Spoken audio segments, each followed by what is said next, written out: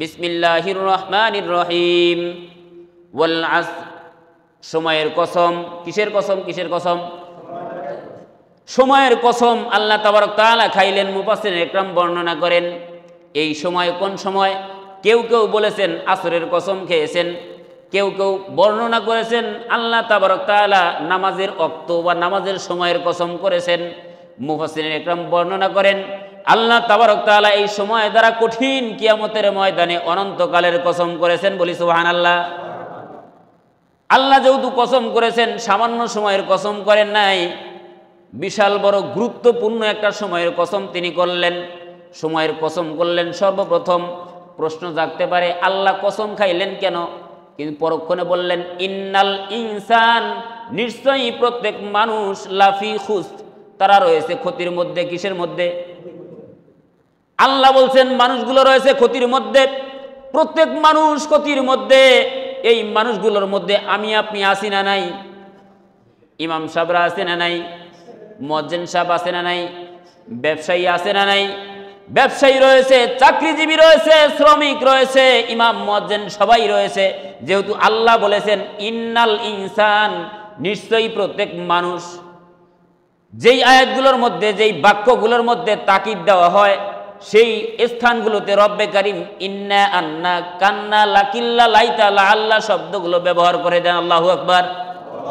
এখানে আল্লাহ তাবারক তাআলা বললেন ইন্নাল ইনসান, নিশ্চয়ই প্রত্যেক মানুষ লাফি খুস, রয়েছে ক্ষতির মধ্যে। তার মানে পৃথিবীর জমিনের সকল মানুষ রয়েছে ক্ষতির মধ্যে। আল্লাহ যদি এমনিও বলতেন কথাটি গ্রহণযোগ্য হতো কি হতো না?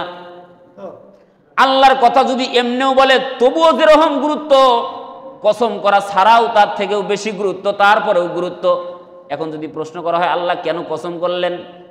আল্লাহ কসম করেছেন কারণ হলো, মুফাসসিরিন ইকরাম বর্ণনা করেন কোনো একজন বুজুর্গ ব্যক্তির আপনি একটা কথা বলেছেন, বুজুর্গ ব্যক্তি আপনারে বলতেছে না আমি কাজটা করি নাই। ধরে নেন মসজিদের মধ্যে থেকে মোবাইল নাই, ইমাম সাহেবরে জিজ্ঞাসা করছেন মোবাইল হারাইছে, মোবাইল নিছেননি? বলে না নেই নাই। হুজুর আপনারই তো সন্দেহ হয়, ওই আল্লাহর নামের কসম করে বলি আমি মোবাইল নেই নাই। ওই যে আল্লাহর কসম করেছে দ্বারা ইমাম সাহেব যে মোবাইল নেয় নাই, এটা কিন্তু বিশ্বাস হওয়ার কথা। কথা কি কথা না? এই দুনিয়ার জমিনে মানুষ বান্দা কসম করে, কারণ কি? বান্দা কসম করে তার কথার যে একটা লোড, কথার যে একটা ভারত্ব, এটা বুঝায়। কথা কন ঠিক কিনা? দুনিয়ার জমিনে আমরা কসম করে কথার একটা লোড বুঝাই, পাওয়ার বুঝাই, যে আমি যে এই কথাটা বলতেছি এই কথার উপর আমি অটল, আমি এই কাজ করি নাই। আল্লাহ ঠিক তেমনি ভাবে দুনিয়ার জমিনের মানুষে যদি বুঝাইতেন ইন্নাল ইনসানা লাফি খুস, প্রত্যেক মানুষ তোমরা রয়েছে ক্ষতির মধ্যে, তবুও কথাটির গ্রহণযোগ্যতা ছিল। কিন্তু তার আগেও আল্লাহ কসম কেন করলেন? কসম করার পিছনে একটা কারণ মুফাসসিরিন ইকরাম বর্ণনা করেন। আল্লাহ যে কসম করেছেন, পরের আয়াতে যিনি হুঁশিয়ার করেছেন তোমরা প্রত্যেককেই ক্ষতির মধ্যে। এই যে মানুষগুলো ক্ষতির মধ্যে, এই কথাটা এমনিও বিশ্বাস করতেন, কিন্তু কসম করার পিছনে এই কথাটার লোড, এই কথাটার ভারত্ব বা এই কথাটার গুরুত্ব বুঝিয়েছেন। বলি আল্লাহু আকবার। কসম করে আল্লাহ এই কথার গুরুত্ব বুঝিয়েছেন। তার মানে যেহেতু আল্লাহ বলছেন প্রত্যেক মানুষ ক্ষতির মধ্যে, তাহলে এই প্রত্যেক মানুষের মধ্যে আমি আপনি আছি না নাই? তাহলে আমরা কি ক্ষতির মধ্যেই থাকবো না ক্ষতির থেকে বাঁচবো? ক্ষতির থেকে বাঁচবো কেমনে? এই ক্ষতির একটা উদাহরণ দিলে বুঝতে পারবেন। দুনিয়ার জমিনের মানুষদেরকে যদি বলা হয় আপনি ক্ষতির মধ্যে, কেউ যদি বলে তোমার কিন্তু সমস্যা আছে, কেন? শুনলাম তুমি ঝামেলায় পড়ছো। এই ঝামেলার কথা শোনার পরে মাথা উলায় যায়, ঘটনা কি? কি হয়েছে বলো তো দেখি, কে কি বলছে, চেষ্টা করে শোনার জন্যে। এখানে কিন্তু আমরা ঠিকই ঠিক আছি, এখানে আবার পাগল হই না। শুধু তাই না, কিছুদিন আগে গেল করোনা, মাননীয় প্রধানমন্ত্রী ঘোষণা করলেন একটা একটা করে ইঞ্জেকশনের ডোজ দাও 3টা। বলে কেন দেব? ক্ষতির মধ্যে পড়বে, যদি বাঁচতে চাও করোনার ডোজ দাও। দেয় কি? দিছে কি? দেয় নেই? দেয় নাই? কথা বলেন না কেন? করোনার ডোজ দেন নাই? করোনার ডোজ কেন দিলেন? বলে ওই যে প্রধানমন্ত্রী বলছেন করোনার ডোজ দাও, ক্ষতির থেকে বাঁচবা, এই ক্ষতির থেকে বাঁচার জন্য দিলাম। শুধু তাই না, আপনার বাড়িতে ছোট্ট বাচ্চাটি সোনামণি ঘুমিয়ে আছে, ঘুমন্ত বাচ্চা, মাইকেল আরাম হয়েছে অমুক বাড়ির আঙিনায়, করোনার ঠিকানা অমুক বাড়ির আঙিনায়। 0 থেকে এত বছরের বাচ্চাদের জন্য ইঞ্জেকশন দেওয়া হবে। একটা একটা করে করে 4-4টা ইঞ্জেকশনের ডোজ ক্লিয়ার করলো। এরপর বাড়ি আসার ব্যবধানে রাস্তার মধ্যেই বাচ্চার জ্বর আসে কি আসে না? আপনার ঘুমন্ত বাচ্চা কি জন্য ইঞ্জেকশন দিলেন? ইঞ্জেকশন দিয়ে বাড়ি আসতে না আসতেই বাচ্চার জ্বর আসলো। প্রশ্ন করলে বিবেকবানরা বলে ক্ষতির থেকে বাঁচার জন্য দিছি। হামের টিকা, পক্সের টিকা, তার শরীরে জ্বর আসে কি আসে না? কারণ কি, কেন দেন?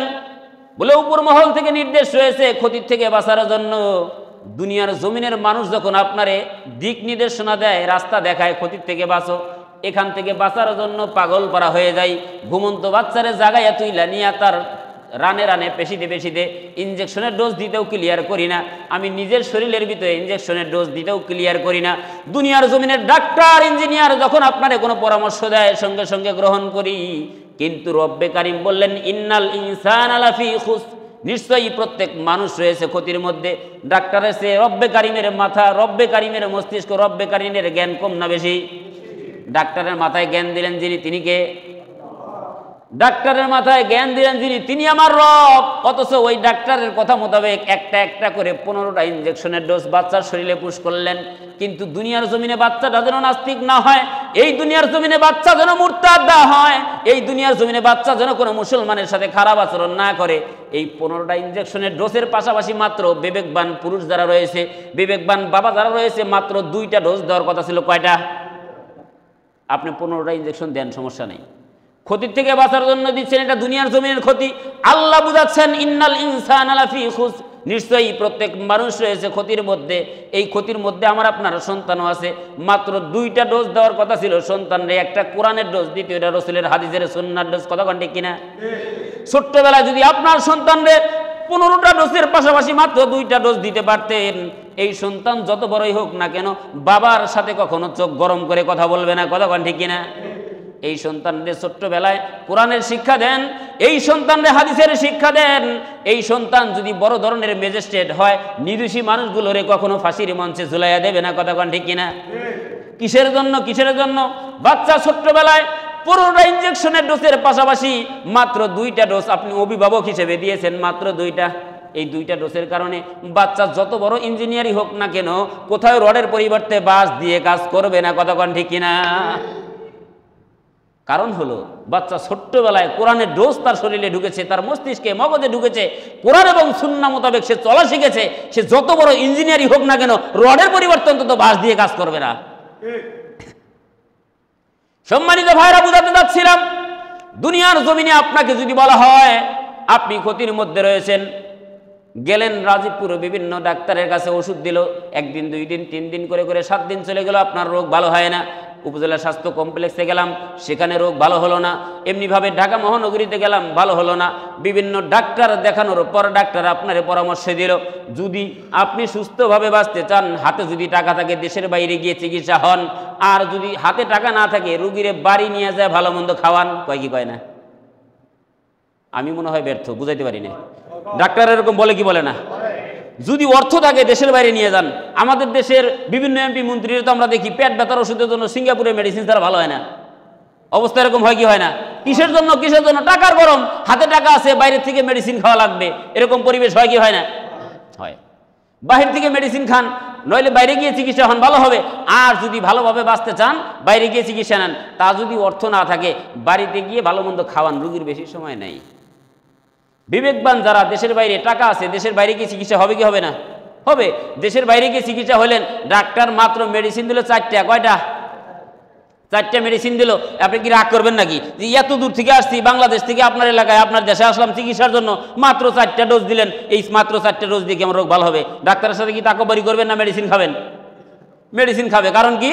কারণ আমার ভালো থাকা লাগবে। ডাক্তার যদি বলে যদি সুস্থতার সহিত বাঁচতে চান, রাত্রের 12টা বেজে 30 মিনিট ওষুধ খাবেন, 1টা বেজে 40 মিনিট ওষুধ খাবেন, 2টা বেজে 50 মিনিট ওষুধ খাবেন, 3টা বাজবে যখন 4র্থ ডোজ খাবেন, তখন বাড়ি এসে পাগলা হয়ে যাব। কারণ কি? মোবাইল অ্যালার্ম দিয়ে রাখ, স্ত্রীর বলবো আমার জাগায় দিস, সন্তানরে বলবে জাগায় দিস, পাড়া প্রতিবেশীরে জাগায় দিস। কারণ দেশের বাইরে গেছি চিকিৎসার জন্য, সে চিকিৎসা দিয়েছে, মাত্র 4টা ডোজ, 4টা মেডিসিন দিছে। এই 4টা যদি গ্রহণ করতে পারি তবে আমি দুনিয়ায় শান্তিতে বাঁচতে পারবো। সুতরাং 12টা বেজে 30-এই খাওয়া লাগবে, 31-এ খাবো না। 1টা বেজে 40 তখনই খাবো, 50-এ খাবো না। 2টা বেজে 50 ঠিক তখনই খাবো, এর ব্যতিক্রম করব না। 3টার সময় তখনই খাবো, এর ব্যতিক্রম করব না। নির্দিষ্ট সময়ে ওষুধ খাবো এবং সুস্থতার সহিত বাঁচবো। এই চিন্তাধারা আমাদের আছে না নাই? দেখেন, আমি এতক্ষণ বুঝাতে চাচ্ছিলাম, দুনিয়ার জমিনের কোনো ডাক্তার বা কোনো মানুষ যদি বলে আপনি ক্ষতির মধ্যে আছেন, এই ক্ষতির থেকে বাঁচার জন্য দেশ থেকে দেশান্তরে দৌড়াতেও চিন্তা করি না, কিন্তু আল্লাহ বুঝাইলেন ওয়াল আসর, সময়ের কসম, ইন্নাল ইনসান ইন্নাল ইনসান ইন্নাল ইনসান, প্রত্যেক মানুষ, নিশ্চয়ই প্রত্যেক মানুষ, তার মানে আমি আপনি আছি না নাই, লাফি খুসর, রয়েছে ক্ষতির মধ্যে। আমি আপনি এই ক্ষতির থেকে বাঁচার চেষ্টা করি না।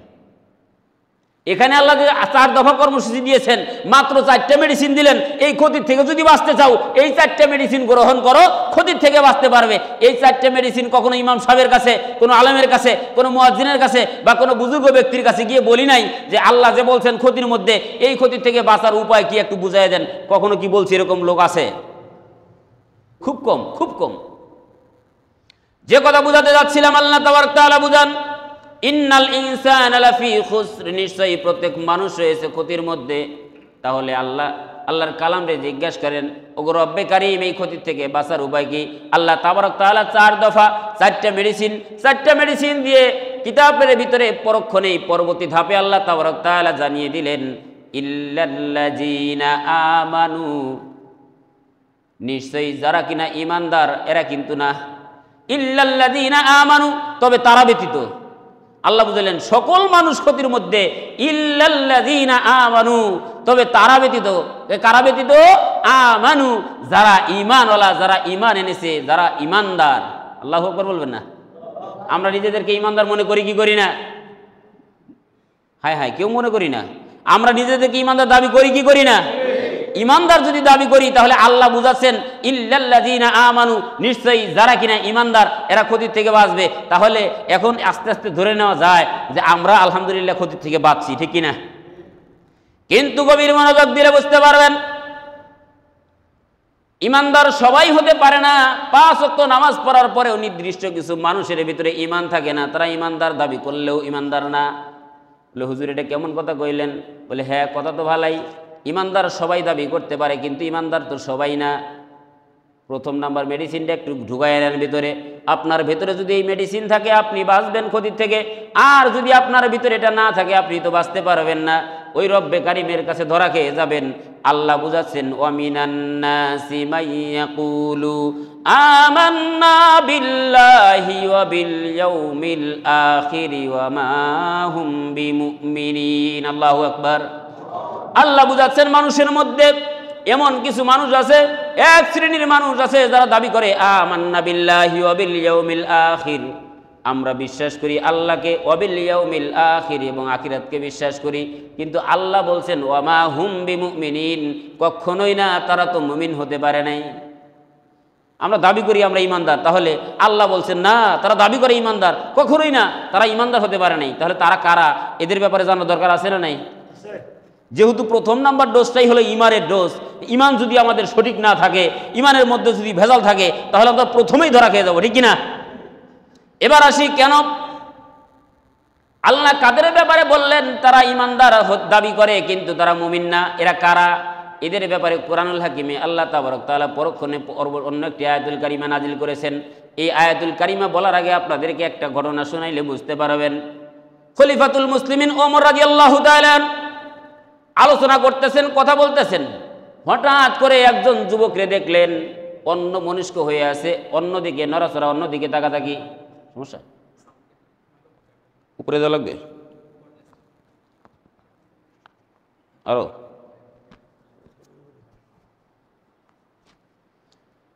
বলতেছিলাম ওমর রাদিয়াল্লাহু তাআলা আনহু, খলিফাতুল মুসলিমিন ওমর রাদিয়াল্লাহু তাআলা আনহু আলোচনা করতেছেন। হঠাৎ করে একজন যুবকরে অন্য মনস্ক দেখলেন, অন্য মনস্ক দেখে ধমক দিলেন, এ যুবক এদিকে, আমি ওমর কথা বলতেছি, তুমি অন্য মনস্ক হয়ে আছো, কারণ কি? যুবক বলতেছে, ভাই ওমর, আমি আশ্চর্য হইলাম, কেন? আমাদের সাথে একসাথেই চলাফেরা করি, এক জামাতেই নামাজ পড়ি, একসাথে যুদ্ধের ময়দানে যাই, অথচ রাস্তা দিয়ে আসার সময় ওই পাশে দেখে আসলাম ইহুদিদের সাথে বন্ধুসুলভ আচরণ করতেছে। কি সুলভ আচরণ? কি সুলভ? বন্ধুসুলভ আচরণ করে ইহুদিদের সাথে। ওমর রাদিয়াল্লাহু তাআলা চিন্তা করলেন, এটা কি সম্ভব? কোনো মুসলমান কি ইহুদিদের সাথে বন্ধুসুলভ আচরণ করে নাকি? বলে হ্যাঁ, আমি দেখে আসছি। বলে কে সে? কোন ব্যক্তি? কোন যুবক? এদিক সেদিক তাকায়া সরাসরি দেখাই দিলেন ওই যে সেই যুবক যে ইহুদিদের সাথে বন্ধুসুলভ আচরণ করেছে। ওমর রাদিয়াল্লাহু তাআলা ওই ব্যক্তির জিজ্ঞাসা করলেন, ঘটনা কি সত্য? বলে হ্যাঁ সত্য। বলে কেন তুমি ইহুদিদের সাথে বন্ধুসুলভ আচরণ করেছো? বলতেছেন যে আমি ইহুদিদের সাথে বন্ধুসুলভ আচরণ করেছি, কারণ হলো তারা আমাদেরকে কোনভাবে আক্রমণ করবে, আমাদেরকে কিভাবে হেনস্থা করবে, কিভাবে তারা আমাদের পাকড়াও করবে, কিভাবে তারা যুদ্ধ করবে, এটা তাদের কাছ থেকে আমি শুনবো আর মুসলমানদের জানাবো। আমি গোয়েন্দার কাজ করতেছি, গোয়েন্দা। ওমর রাদিয়াল্লাহু তাআলা চিন্তা করতেছেন কাজও তো ভালো, তবে ইহুদিদের সাথে যেহেতু বন্ধুসুলভ আচরণ, এর ফয়সালা তো আমি দেব না, তো বরঞ্চ রসুলের কাছে যাই, গিয়ে সমাধান নিয়ে আসি। যাওয়া হলো, রসুলের কাছে বিস্তারিত ঘটনা বললেন। যেহেতু সময় সংক্ষিপ্ত বুঝাতে যাচ্ছি, ঘটনা বলার পর আল্লাহর হাবিব চুপ থাকলেন। আল্লাহ আয়াত নাজিল করলেন, ওয়ামিনান নাসি মান ইয়াকুলু আমান্না বিল্লাহ ওয়া বিল ইয়াউমিল আখির ওয়া মা হুম বিমুমিনিন। মানুষের মধ্যে এক শ্রেণীর মানুষ আছে যারা দাবি করে আমান্না বিল্লাহ, আল্লাহর প্রতি ঈমান এনেছি, ওয়া বিল ইয়াউমিল আখির, আখিরাতকে বিশ্বাস করি, ওয়া মা হুম বিমুমিনিন, অথচ তারা মুমিনই হতে পারে নাই। এই আয়াত তেলাওয়াত করার পরে আমি যেরকম বাংলা বুঝাইতেছি, ওই আরবের মুহাম্মদ সাল্লাল্লাহু আলাইহি সাল্লামের কালানে ওই সময়ে ওই জামানায় বা এখনো বদি মক্কা মদিনায় কি আরবি বললে বাংলা বোঝানোর দরকার আছে? সকলের বুঝতে কোনো কষ্ট রইল না। আল্লাহর হাবিব কার ব্যাপারে বললেন, কাদের ব্যাপারে বললেন? পরক্ষণে আল্লাহর হাবিব আরো একটা আয়াত তেলাওয়াত করলেন, ওয়া ইযা লাকুল্লাযীনা আমানু ক্বালু আমান্না ওয়া ইযা খালাউ ইলা শায়াতিনহিম ক্বালু ইন্না মাআকুম ইন্নামা নাহনু মুস্তাহজিউন। আল্লাহু আকবার। পরক্ষণে আল্লাহর হাবিব ক্লিয়ার করলেন, ওয়া ইযা লাকুল্লাযীনা আমানু ক্বালু আমান্না, যারা দাবি করে ইমানদার কিন্তু তারা ঈমানওয়ালা না, তারা মুমিন হতে পারে নাই, তারা হলো ওই কিসিমের লোক, ওই শ্রেণীর লোক যারা দাবি করে ইমানদারদের কাছে যায় বলে আমান্না বিল্লাহ, আমরা আল্লাহর প্রতি ঈমান এনেছি। ওয়া ইযা খালাউ ইলা শায়াতিনহিম, আর যখন শয়তানের দলের সাথে মেশে, যখন শয়তানের দলের সাথে একত্রিত হয়, এ ভাই একটু পরে যান না, শেষ করে দিব, দেরি করবো না। যখন শয়তানের দলের সাথে মেশে আর বলে ওয়া ইযা খালাউ ইলা শায়াতিনহিম ক্বালু ইন্না মাআকুম ইন্নামা নাহনু মুস্তাহজিউন, তখন বলে যে আমরা তো মুসলমানের সাথে উপবাস করেছি মাত্র। তার মানে এ দলেও মেশে ও দলেও মেশে, মুসলমানের চরিত্রেও আছে, শয়তানের চরিত্রেও আছে। এই চরিত্রের লোক রাজীবপুরে নাই, অন্তত আমি কই অন্য জায়গায় দিয়েছি, এই কিসিমের লোক রাজীবপুরে আছে, থাকলে আল্লাহ হেদায়েত দান করেন বলে আমিন। এরকম দুই কিসিমের লোক যদি থাকে, মুসলমানের সাথেও মেশে, ইহুদিদের সাথেও মেশে, এই কিসিমের লোক যদি থাকে, আল্লাহ বুঝাচ্ছেন ওয়া মা হুম বিমুমিনিন, এরা তো মুমিন হতে পারে নাই। তার মানে প্রথম নাম্বার মেডিসিনের মধ্যে তার ভেজাল আছে না নাই? আল্লাহ তাবারক তাআলা অন্তত প্রথম নাম্বার মেডিসিনটা আমাদের ভেজাল মুক্ত রাখার তৌফিক দান করেন বলে আমিন। দেখেন খেয়াল করে, মুমিন হবে তাহলে কারা? আল্লাহ তাবারক তাআলা বুঝান, ইন্নামাল মুমিনুনা আল্লাযী ইযা যুকিরাল্লাহ ওয়াজিলাত কুলুবুহুম ওয়া ইযা তুলিয়াত আলাইহিম আয়াতুহু জাদাতুহুম ঈমানাও ওয়া আলা রাব্বিহিম ইয়াতাওয়াক্কালুন। আল্লাহু আকবার। মুমিন ব্যক্তি তো হবে তারা যাদের অন্তরসমূহ কেঁপে উঠবে আল্লাহর ভয়ে স্মরণ করার সঙ্গে সঙ্গে, তাদের অন্তরসমূহ কেঁপে উঠবে আর তাদের ঈমান বৃদ্ধি পাবে। ঈমান কখন বৃদ্ধি পাবে? যখন তাদের সামনে আল্লাহর কালাম থেকে তেলাওয়াত করা হবে। আল্লাহর কালাম থেকে যখন তেলাওয়াত করা হবে, মুমিন ব্যক্তি যারা দাবি করবে আমান্না বিল্লাহ, আমরা আল্লাহর প্রতি ঈমান এনেছি, প্রথম নাম্বার ঈমানদার যারা, ঈমানওয়ালা যারা মনে করবে যে আমরা ঈমানদার, তাহলে এরা কি করবে?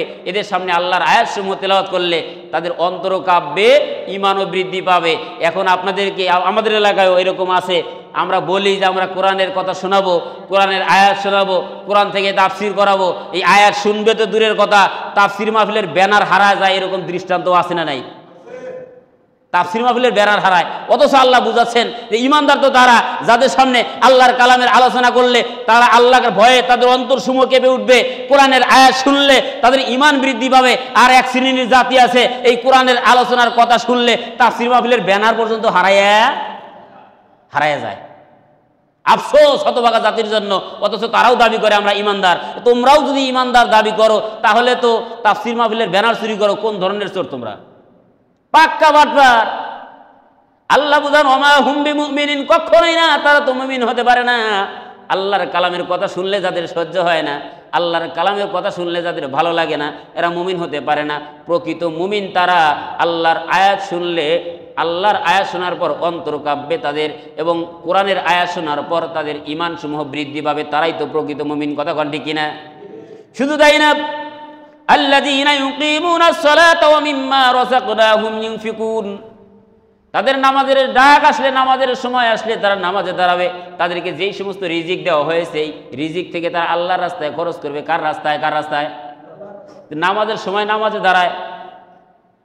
সাপ্তাহিক মুসল্লি আছে না নাই? আছে। সময় সংক্ষিপ্ত, শুধু টাচ দিয়ে যাচ্ছি। সাপ্তাহিক মুসল্লিও আছে, তারাও দাবি করে আমরা ইমানদার। শুধু সাপ্তাহিক না, বছরে একবার করে নামাজ, দুই ঈদে নামাজ পড়ে, এরাও দাবি করে ইমানদার। আবার হাত লড়াইয়া শুধু 2 ঈদের নামাজ পড়ে আর সাপ্তাহিক নামাজ পড়ে। জানাজার নামাজের সামনে কেউ যদি আশপাশি পাড়া প্রতিবেশী মারা যায়, সামনে যে হাত লড়ায়, আমি তো আসছি আর সময় তো নাই, কথা বলার সুযোগ নাই, ইমাম সাহেব নামাজ পড়েন, জানাজার নামাজের নিয়াতগুলা আর দুয়াগুলো একটু বাংলায় বলে দেন। এরকম মুসল্লি আছে না নাই?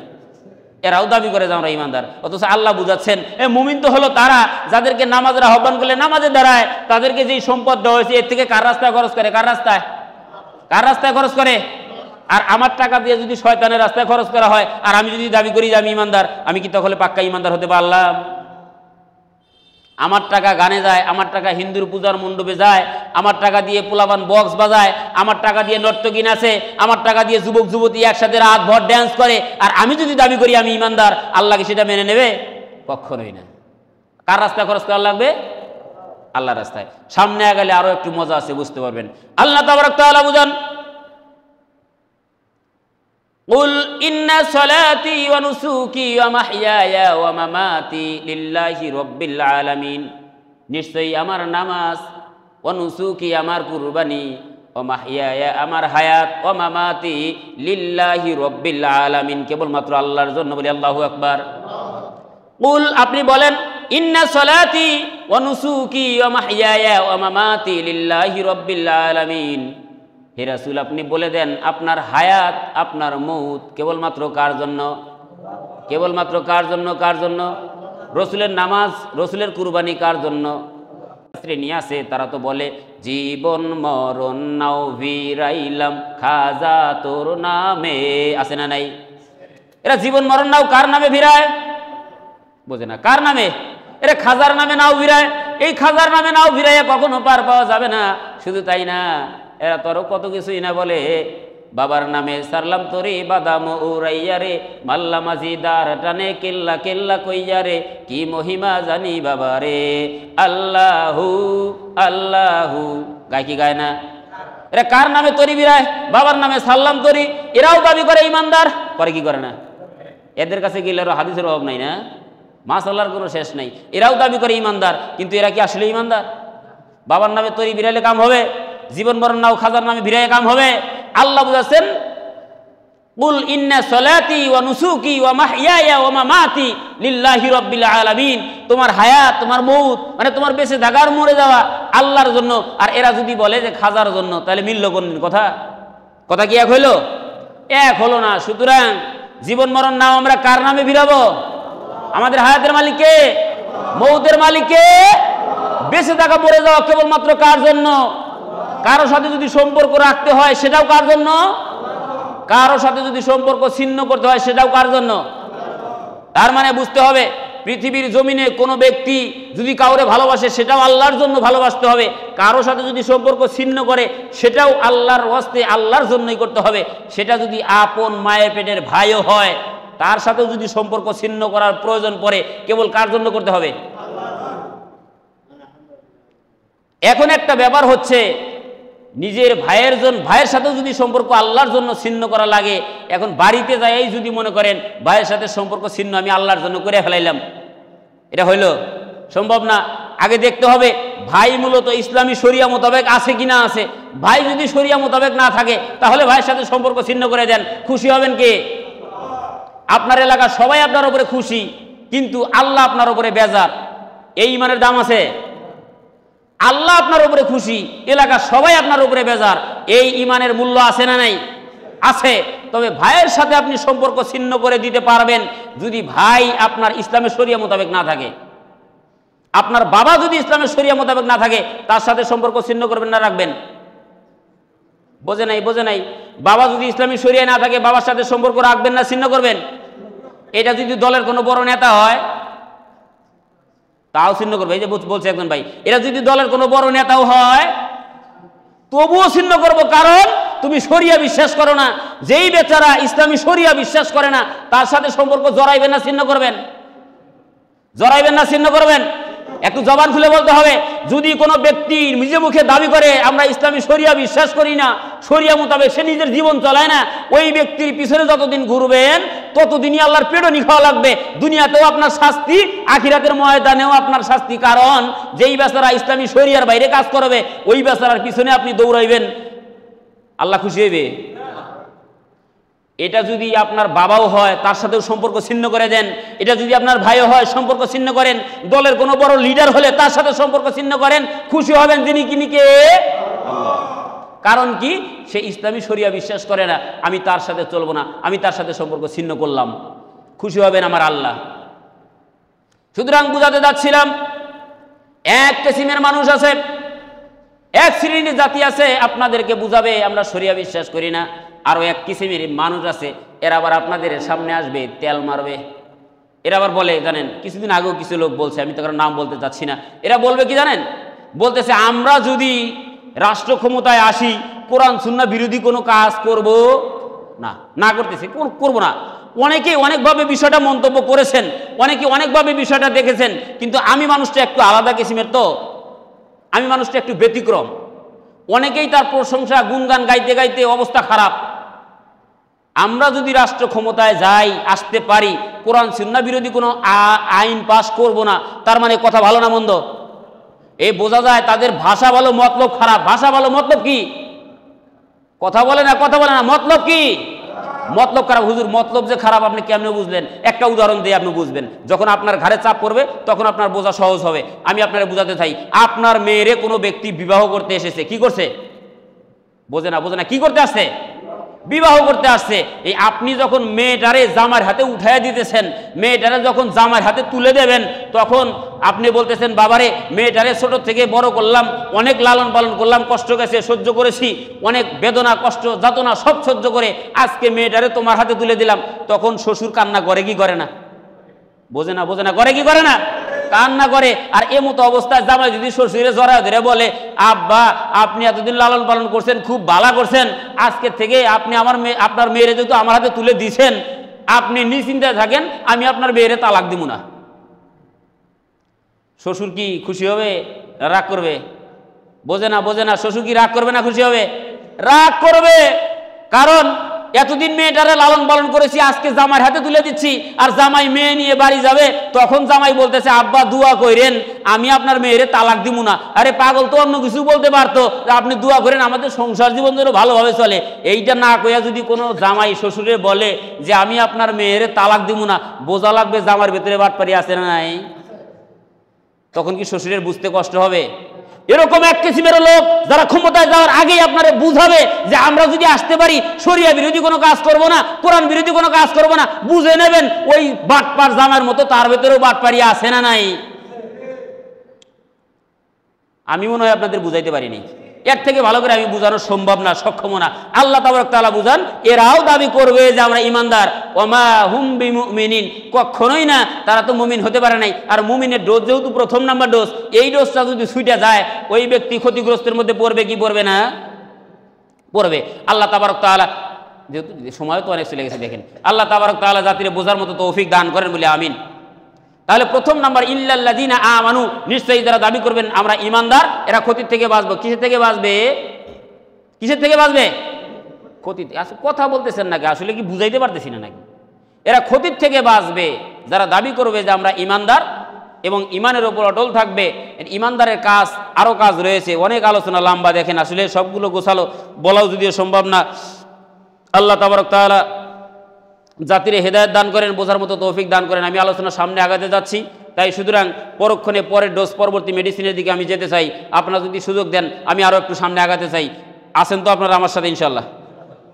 এবার আসি, আল্লাহ তাবারক তাআলা বুঝান, ওয়াল আসর, সময়ের কসম, ইন্নাল ইনসান, নিশ্চয়ই প্রত্যেক মানুষ, লাফি খুসর, তারা রয়েছে ক্ষতির মধ্যে, ইল্লাল্লাযীনা আমানু, নিশ্চয়ই যারা দাবি করে যে আমরা ইমানদার, ইমানের উপরে থাকে, ইমানওয়ালা হয়, বেঈমানদের মতো কোনো কাজ করে না, বেঈমানের মতো চলাফেরা করে না, এরা ক্ষতির থেকে বাঁচবে। পরক্ষণে পরবর্তী মেডিসিন রব্বে কারিম দিলেন, গ্রহণ করেন, বোঝেন, দিলের কান দিয়ে বোঝেন, দিলের ভিতরে গেঁথে নেন। পরবর্তী মেডিসিনটা আপনার জীবনের জন্য খুবই গুরুত্বপূর্ণ।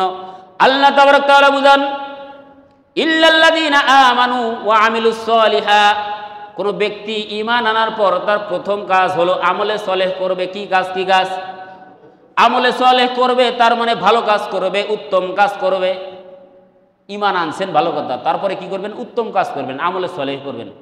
সূরা আসরের কথা, ইল্লাল্লাযীনা আমানু ওয়া আমিলুস সলিহাত, যারা কিনা হলো ঈমানদার, ও আমিলুস সলিহা, এবং আমলে সলেহ করে, এরা ক্ষতির থেকে বাঁচবে। তাহলে আমলে সলেহটা কিন্তু আবার দুই ভাগে করা যায়। কয় ভাগে? কয় ভাগে করা যায়? আমি আগে বলে দেই, তারপরেও যদি বলা কষ্ট হয়, আমি আপনাদের কাছে অনুরোধ করতেছি, আমার কথার সাথে একটু জবাব দিয়ে বোঝেন, যে এটা একটু মানে বুঝান যে হ্যাঁ আমরা বুঝতেছি। তাহলে আমরা আসি, পরবর্তীতে আল্লাহ বুঝান ওয়া আমিলুস সলিহা, তারা কি করে? আমলে সলেহ করবে, ভালো কাজ করবে। ভালো কাজটা কয় ভাগে করা যায়? কয় ভাগে করা যায়? কয় ভাগে? একটা হলো ব্যক্তিগত ভালো কাজ, একটা হলো সমষ্টিগত ভালো কাজ। একটা ব্যক্তিগত ভালো কাজ আর একটা সমষ্টিগত ভালো কাজ। একটা ব্যক্তিগত ভালো কাজের উদাহরণ দিতে পারবেন কেউ? ব্যক্তিগত ভালো কাজ পারতেছেন না কেউ? আচ্ছা, নামাজ পড়েন, ব্যক্তিগত না সমষ্টিগত? তাহাজ্জুদ পড়েন, কি ব্যক্তিগত না সমষ্টিগত?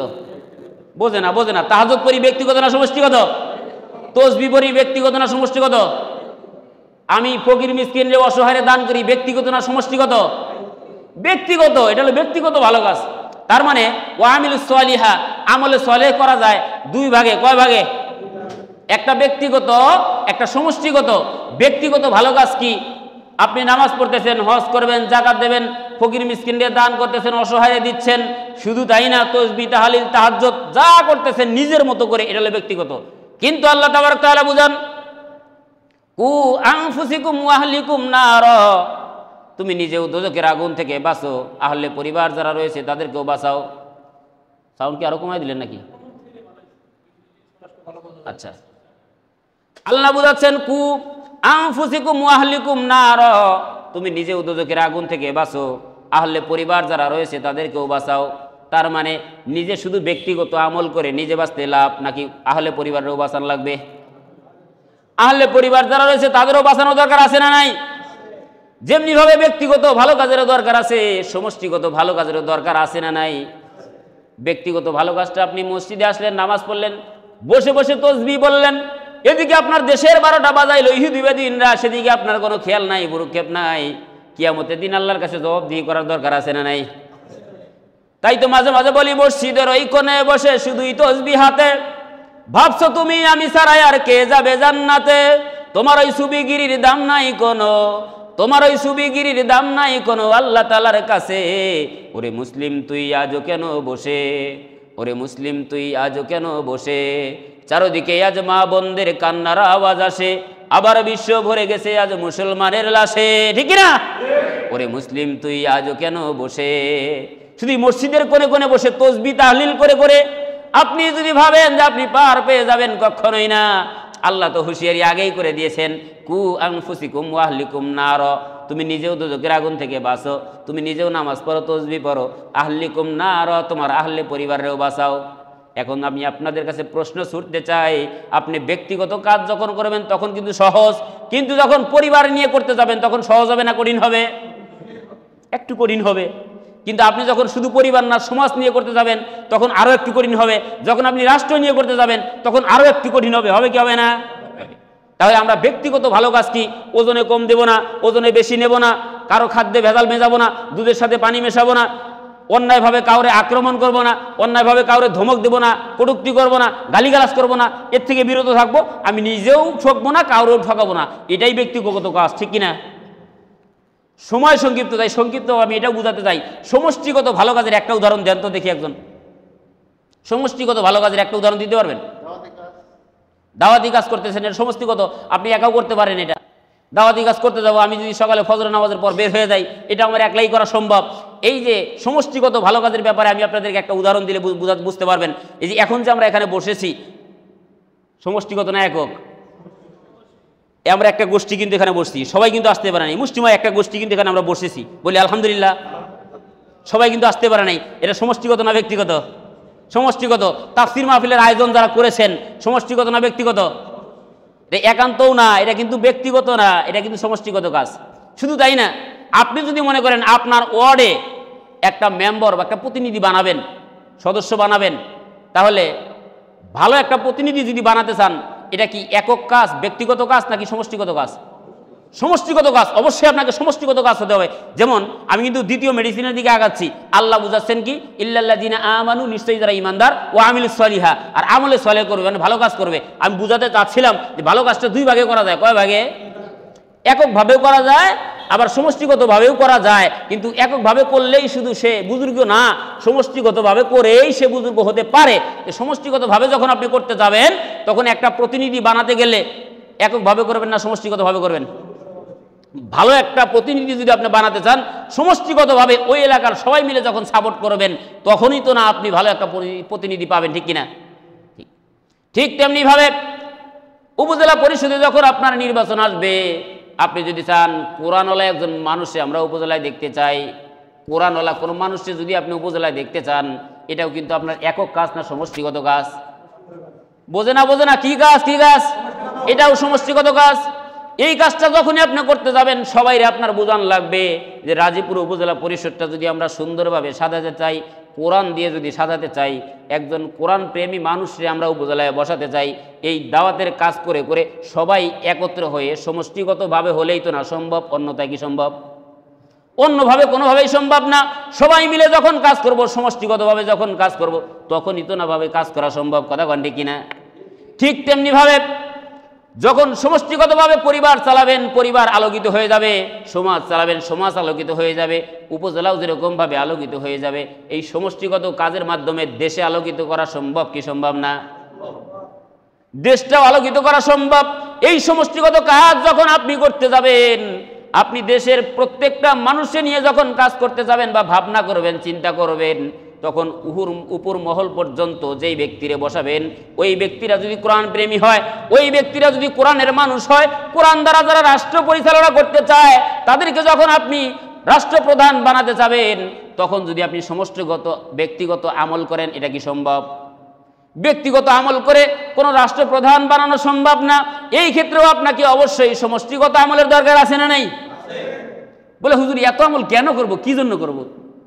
এটা দরকার আসেনি। বলে দরকার তো অবশ্যই আছে। কই পাইলেন দরকার? আল্লাহ তাবারক তাআলা বুঝান, তাবারাকাল্লাযী বিয়াদিহিল মুলকু ওয়া হুয়া আলা কুল্লি শাইইন কাদির। পরক্ষণে এই দ্বিতীয় নম্বর আয়াতে তিনি স্পষ্টভাবে জানাই দিলেন, আল্লাযী খালাকাল মাউতা ওয়াল হায়াতা লিয়াবলুয়াকুম আইয়ুকুম আহসানু আমালা। ও দুনিয়ার জমিনের গোলাম, আল্লাযী খালাকাল মাউতা ওয়াল হায়াতা, আমি তো দুনিয়ার জমিনে মৌত এবং হায়াত দান করেছি তোমারে কিসের জন্য? আহসানু আমালা, আমলের দিক থেকে কে উত্তম এটা যাচাই করার জন্য। বলি আল্লাহু আকবার। আমলের দিক থেকে কে উত্তম এটা যাচাই করার জন্যই তো তোমারে পাঠাইছি। এখন তুমি ব্যক্তিগত আমল করো আর সমষ্টিগত আমল করো, আমল তুমি যেটাই করো, তোমার আমলের নিয়তটা কতটুকু, এটা কিন্তু আমি রব্বে কারিম যাচাই করব। আর এই যাচাই করার জন্যই আমি তোমারে পাঠাইছি। আর এই যাচাইয়ে যদি আমি আপনি ফেল খেয়ে যাই, হতাশ হয়ে যাই, কিয়ামতের দিন পার পাওয়া সম্ভব? বোঝে না, সম্ভব না। আমাদেরকে কিন্তু আহসানু আমালা, কে আমলের দিক থেকে উত্তম এটা যাচাই করবে। এই যাচাই করার জন্যই যেহেতু পাঠাইছেন, তাহলে ব্যক্তিগত আমলের দরকার আছে, সমষ্টিগত আমলের দরকার আছে না নাই?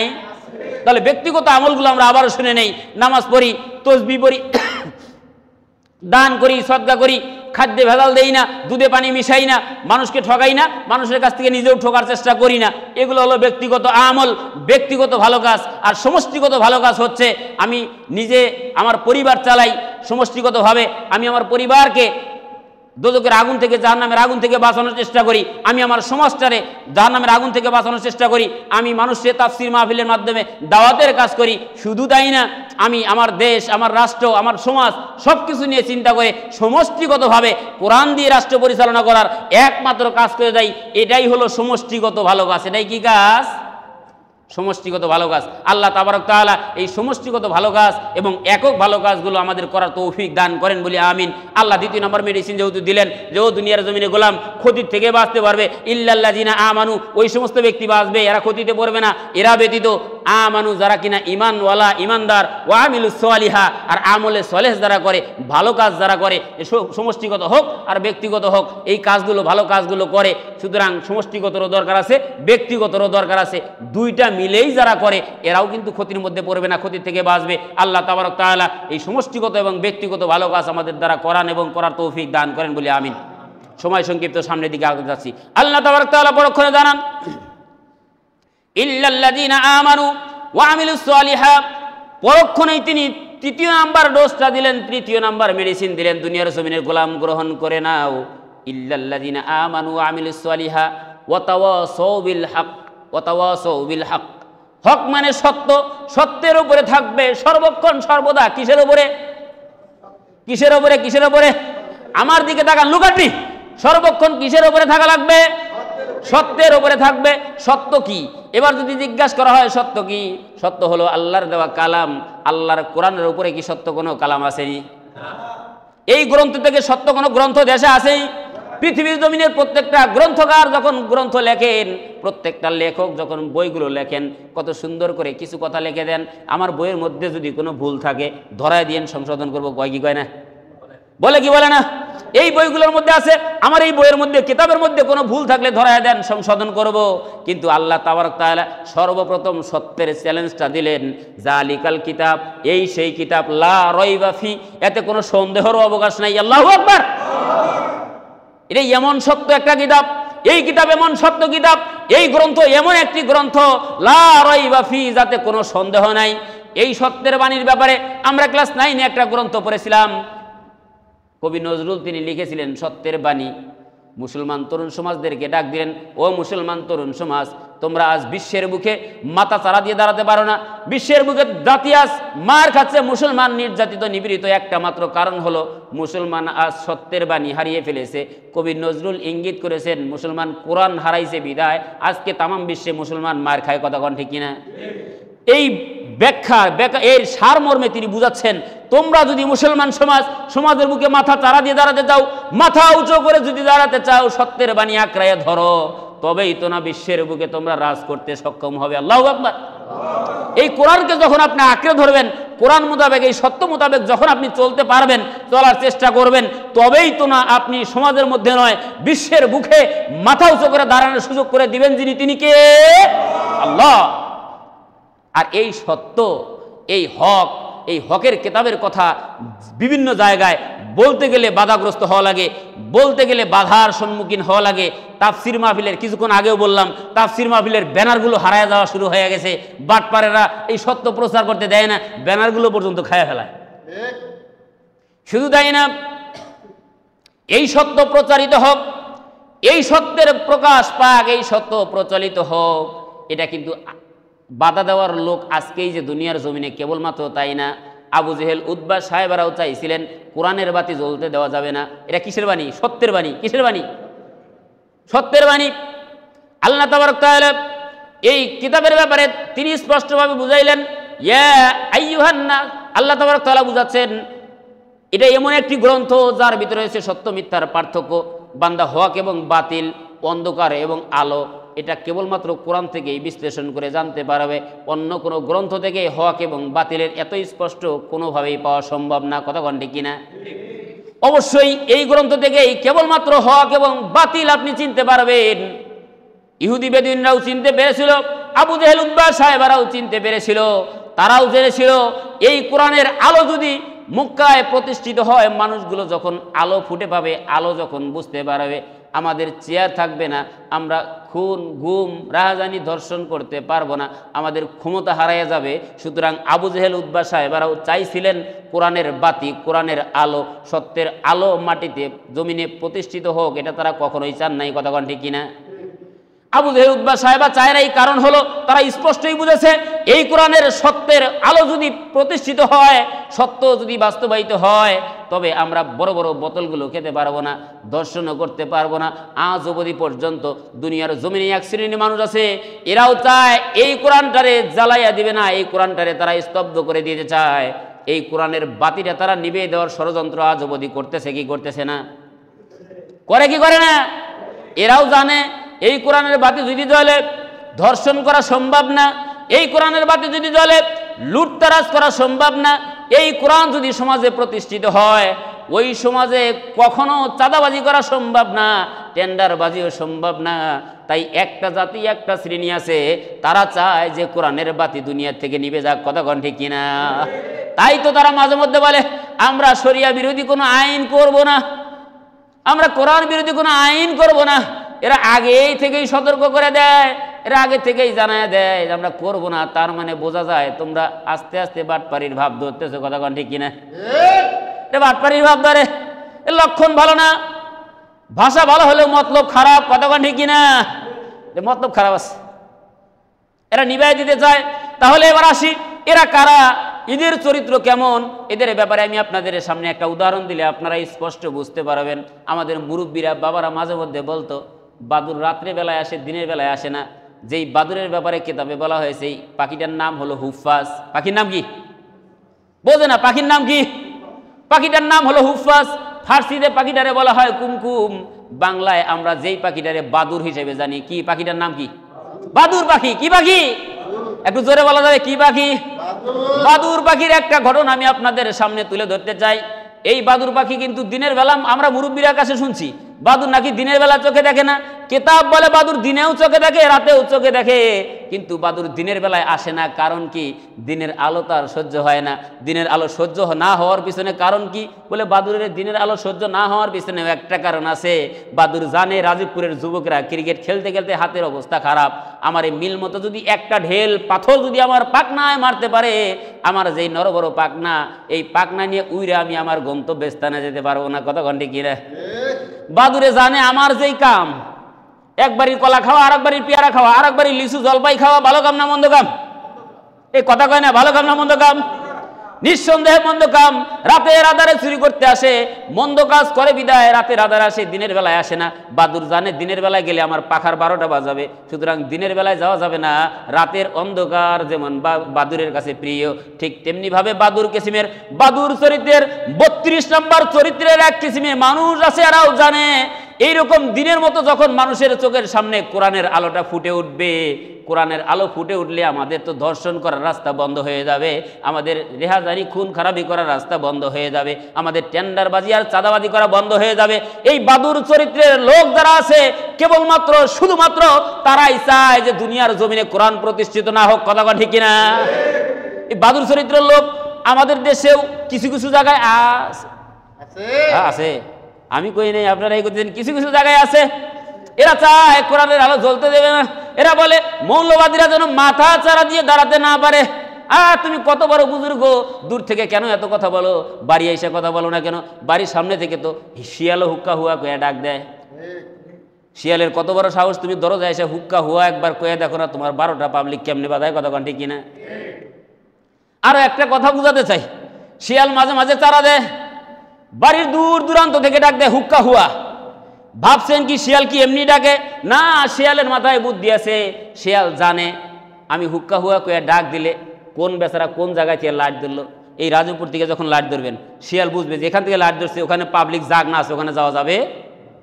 কোথাও থেকে শিয়াল হুক্কা হুয়া করার পর কুকুর ঘেউ ঘেউ করে, শিয়াল চিন্তা করে ওখানে যাওয়া যাবে, ওখানে যাওয়া যাবে না। কিন্তু যেখানে নিরিবিলি কোনো শব্দ হয় নাই, লাইটেরও কোনো আওয়াজ নাই, আলো জ্বলে নাই, শিয়াল বলে এখান দিয়ে সুযোগ, এখান দিয়ে যাওয়া যায়। ঠিক তেমনি ভাবে ওই চরিত্রের লোক যারা আছে এরা দূর থেকে শিয়ালের মতো হুক্কা হুয়া বলে শব্দ করে। আমরাও বাংলার জমিন থেকে তাদেরকে জানাইয়া দিতে চাই, দূর থেকে হুক্কা হুয়া বইলে লাভ নাই, একবার ঘরের দরজায় দাঁড়াইয়া হুক্কা বলে দেখো, পাবলিক তোমাদের 12টা বাজাবে। কথা কন ঠিক কিনা? তোমাদের চরিত্র পাবলিক জেনেছে। তোমরা যতই চেষ্টা করো কোরআনের এই হক এই সত্য তোমরা যতই থামায় দেওয়ার চেষ্টা করো, আল্লাহ যদি জ্বালায়া দেন পৃথিবীর জমিনের কোনো মানুষের শক্তি আছে এর দমায় দেওয়া? আল্লাহ বুঝান কোথা থেকে পাইলাম? আল্লাহ বলতেছেন ইউরিদুনা লিইউতফিউ নূরাল্লাহি বিআফওয়াহিহিম আল্লাহু মুতিম্মু নূরিহি ওয়ালাউ কারিহাল কাফিরুন। আল্লাহু আকবার। আল্লাহ বুঝান কাফেরদের যতই খারাপ লাগুক না কেন, ওয়ালাউ কারিহাল মুশরিকুন, মুশরিকদের যতই খারাপ লাগুক না কেন, ইউরিদুনা লিইউতফিউ নূরাল্লাহ, এই নূর যিনি জ্বালায়া দিবেন তিনি কে? ইহুদি বেদিন খ্রিস্টান নাসারাদের যতই খারাপ লাগুক না কেন, তিনি যদি ইচ্ছা করেন বাংলার জমিনে কোরআনের আলো জ্বালাবেন। আল্লাহ যদি চান, তিনি যদি ইচ্ছা করেন বাংলার জমিনে কোরআনের আলো জ্বালায়া দিবেন, তিনি কে? তিনি যদি ইচ্ছা করেন কোরআনের আলো জ্বলবে, তাহলে এদের হুক্কা হুয়ার দরকার আছে? এদের হুক্কা হুয়া কি আমাদের যায় আসে? এদের হুক্কা হুয়াও যায় আসে না। আমরাও তোমাদের চিনেছি, তোমরা আলো সহ্য করতে পারো না।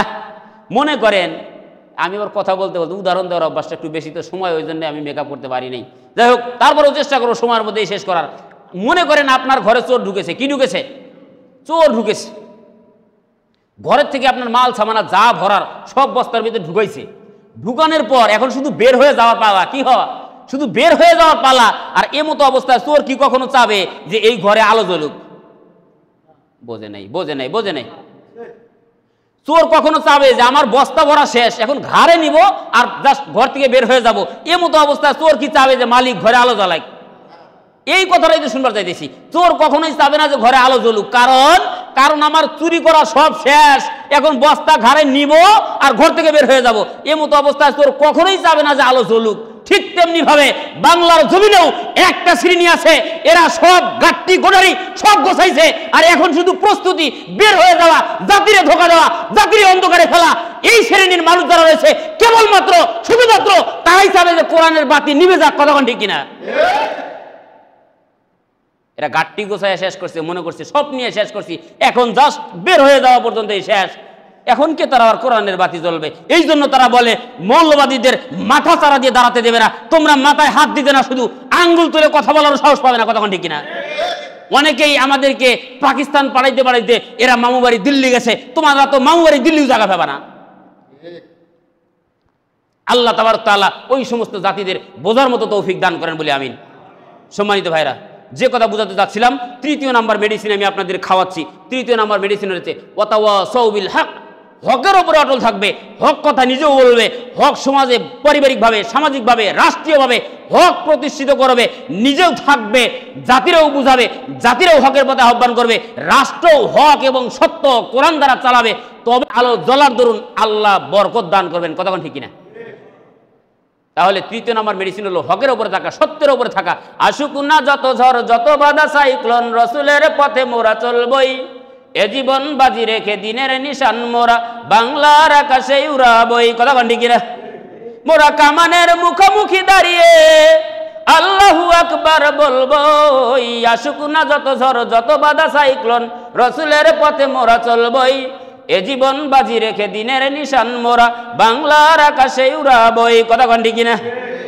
যত ঝড়, যত বাধাই আসুক, এই জমিনে যদি আল্লাহ ইচ্ছে করেন কোরআনের বাতি জ্বালানো সম্ভব কি সম্ভব না? সম্ভব। সুতরাং হকের উপরে থাকবো, কোরআনের বাতি যাতে জ্বলে সেই হিসেবে সমাজে, রাষ্ট্রে, প্রত্যেকটা পাড়ায় পাড়ায়, মহল্লায় মহল্লায়, গঞ্জে গঞ্জে আমরা আপ্রাণ চেষ্টা করব। আল্লাহ তাবারক তাআলা আমাদেরকে এই সুযোগ করে দেন বলি আমিন। আল্লাহ যদি চান কোরআনের বাতি যেন বাংলার জমিনে প্রতিষ্ঠিত হোক, আল্লাহ তাবারক তাআলা সে পর্যন্ত আমাদের হায়াতে তৈয়্যিবা দান করেন বলি আমিন। তাহলে দেখেন, এই কোরআনের কথাগুলো যারা বলতে চায়, যারা বলে, তাদেরকে আমরা মৌলবাদী, জঙ্গিবাদী বিভিন্ন কিছু বলে বলে তাদেরকে ট্যাগ দিয়ে দিয়ে তাদেরকে দমায়ে দেওয়ার চেষ্টা করি। এই কোরআনের সত্য কথাগুলো জাতির সামনে যারা তুলে ধরতে চায়, তাদেরকে এতদিন যাবৎ একটা শ্রেণী জঙ্গিবাদী বলে বলে আখ্যায়িত দিত, রাজাকার বলে বলে ট্যাগ দিত। এটা শুধু আজকে না, রসুল সাল্লাল্লাহু সাল্লামের জামানায়ও কোরআনের বাতি নিভাইয়া দেওয়ার জন্য, দমায়া দেওয়ার জন্য, এই কোরআনটা স্তব্ধ করে দেওয়ার জন্য রসুল সাল্লাল্লাহু সাল্লামকে পাগল বলেছে, মাতাল বলেছে, ব্যভিচার বলেছে, বিভিন্নভাবে তাকে জুলুম করা হয়েছে। আজ অবধি পর্যন্ত এই সত্যের ওপরে যখনই আপনি অটল থাকা শুরু করবেন, ঝড় আসবে, বাধা আসবে, বিপদ আসবে, মুসিবত আসবে, সব বিপদ আপদ মুসিবত দিয়ে আপনারে আমারে পরীক্ষা করবেন যিনি, তিনি কে? আল্লাহ।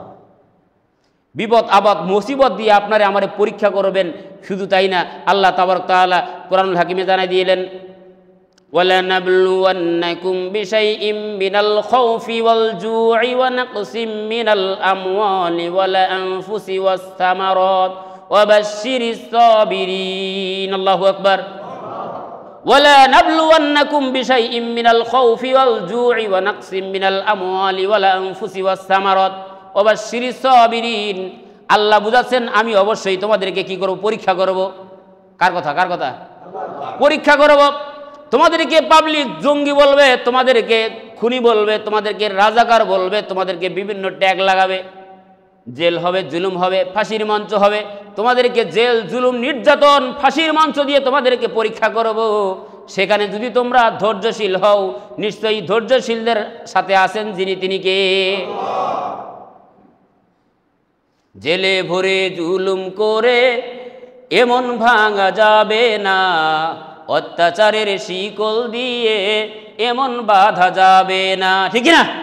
জেলে ভরে জুলুম করে এমন ভাঙা যাবে না, অত্যাচারের শিকল দিয়ে এমন বাধা যাবে না। মোরা শক্ত হব সীসার মতো, আসবে বিপদ বাধা যত, শক্ত হব সীসার মতো, আসবে বিপদ বাধা যত, লক্ষ প্রাণের ঘুণ ঝরাবো, ধিক পরাজয় মানব না, ধিক পরাজয় মানব না, ধিক পরাজয় মানব না, ঠিক না? হতাশ কেন বন্ধু তুমি, বরং শপথ নাও, আনতে সুদিন কণ্ঠে তোমার বিপ্লবী গান গাও। কথা কন ঠিক না? হতাশ কেন বন্ধু তুমি, বরং শপথ নাও, আনতে সুদিন কণ্ঠে তোমার বিপ্লবী গান গাও। শহীদরা আজ তাকিয়ে আছে, পিছপা হওয়া যাবে না, অত্যাচারের শিকল দিয়ে এমন বাধা যাবে না। মোরা শক্ত হব সীসার মতো, আসবে বিপদ বাধা যত, শক্ত হব সীসার মতো, আসবে বিপদ বাধা যত, লক্ষ প্রাণের ঘুণ ঝরাবো, ধিক পরাজয় মানব না, ঠিক না? বিপদ বাধা মুসিবত যত কিছু আসুক, সব কিছুকে পেরিয়ে কেবলমাত্র স্মরণ করবো কাকে? আল্লাহকে। আমরা কারো কাছে মাথা নত করব না, আমরা এত সহজেই পরাজয় বরণ করব না, পরাজয় মেনে নেব না, ইনশাআল্লাহ। তাহলে আল্লাহ বুঝাচ্ছেন, যখন বান্দা তৃতীয় নাম্বার ডোজ ঈমান আনবে, ওয়াতাওয়াসাউ বিল হক ইল্লাল্লাযিনা আমানু ওয়া আমিলুস সালিহাত, ঈমান আনবে, আমলে সালেহ করবে, ওয়াতাওয়াসাউ বিল হক, হকের দাওয়াত দেবে, হকের উপরে, সত্যের উপরে প্রতিষ্ঠিত থাকবে, তখন তারে বিভিন্নভাবে পরীক্ষা করা হবে। আল্লাহ বুঝাচ্ছেন কি? ওয়ালা নাবলুওয়ান্নাকুম বিশাইইম মিনাল খাউফি ওয়াল জুই ওয়া নাকসিম মিনাল আমওয়ালি ওয়াল আনফুসি ওয়াস সামারাত ওয়া বাশশিরিস সাবিরিন। তখন ধৈর্য ধারণ করা লাগবে। এই যে সূরার, যেহেতু সময় আছে আর মাত্র 5 মিনিট, আমি শেষের দিকে আসতেছি। এই সূরার শেষের শব্দটা আল্লাহ যেটা ব্যবহার করেছেন, শেষ নাম্বার মেডিসিন যেটা দিলেন, ওয়াতাওয়াসাউ বিস সাবর, ধৈর্য ধারণ করতে হবে। বিপদ বাধা মুসিবত যত কিছু আসুক, ধৈর্য ধারণ করতে হবে, সবর আনতে হবে। কার উপরে? কার উপরে? আল্লাহর উপরে সবর আনতে হবে। আল্লাহ এটাই বুঝাইলেন, ইল্লাল্লাযিনা আমানু, আগে হও ইমানদার, ওয়া আমিলুস সালিহা, করো আমলে সলেহ কাজ, ওয়াতাওয়াসাউ বিল হক, হকের দাওয়াত দাও, হক প্রতিষ্ঠিত করো, হকের উপরে থাকো। আর তখন মুসিবত আসবে, বাধা আসবে, বিভিন্নভাবে আমি তোমার পরীক্ষা করব।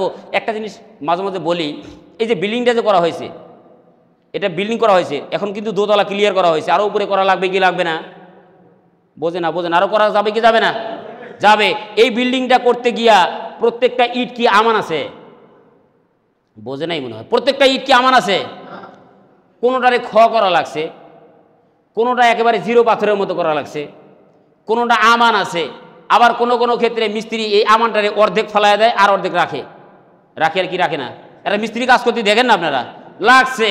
তার মানে খ হওয়া লাগবে, আমান ইটও থাকবে, আদলা ইটও থাকবে, এখানে পাথর জামাইট পুরাইট যেটা, এটাও লাগবে। এটা মেশিন দিয়ে ডাইজেস্ট করে করে ছাদ ঢালাইয়ের কাজ করবে।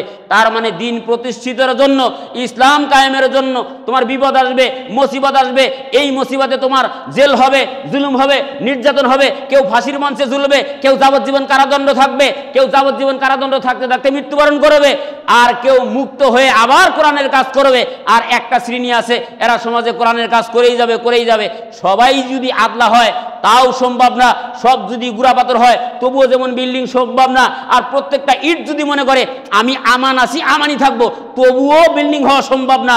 ঠিক তেমনিভাবে দিন প্রতিষ্ঠার জন্য, দিন বিজয়ের জন্য সবাই যদি মনে করে আমি ভালো থাকতে চাই, সবাই যদি ভালো থাকতে চায়, সবাই যদি পরিবার নিয়ে শান্তিতে থাকতে চায়, তাহলে কারো জেলও হবে না, কারো জুলুমও হবে না, কারো নির্যাতন হবে না, কারো ফাঁসিও হবে না, তাহলে সমাজেও কোরআন কখনো প্রতিষ্ঠিত হওয়া সম্ভব। অনেক কিছুর বিসর্জনের মাধ্যমেই সমাজে কেবলমাত্র ইসলাম প্রতিষ্ঠিত হওয়া সম্ভব। সুতরাং জেল জুলুম নির্যাতন দিয়ে পরীক্ষা করবেন যিনি, তিনি কে? আল্লাহ। তখন আল্লাহ বুঝাচ্ছেন, তখন তোমরা কি ওয়াতাওয়াসাউ বিসসবর, তোমরা ধৈর্যের নিয়ামতের দিকে তাকাও, তোমরা ধৈর্য ধারণ করো, তোমরা সবুরওয়ালা হও, ধৈর্য ধারণ করো। আর ধৈর্য যদি ধারণ করতে পারো আল্লাহ তাবারক তাআলা তোমাদের জন্য অবশ্যই, তাদের জন্য অবশ্যই কি করেছেন? সুন্দর একটি সংবাদের কথা আল্লাহ তাআলা বলেছেন। যারা ধৈর্য ধারণ করবে এদের জন্য আল্লাহ অসংখ্য অগণিত নিয়ামত, বা আল্লাহ বুঝাচ্ছেন আল্লাযীনা, আল্লাহ তাবারক তাআলা বুঝান যে তোমাদের মধ্যে যারা রয়েছে কি বিপদের মধ্যে পড়বে, বিপদে আক্রমণ হবে, তখন তারা বলবে নিশ্চয়ই আমরা আল্লাহর জন্য, নিশ্চয়ই আমরা তার দিকেই প্রত্যাবর্তনশীল, আমরা তার দিকেই যেতে চাই।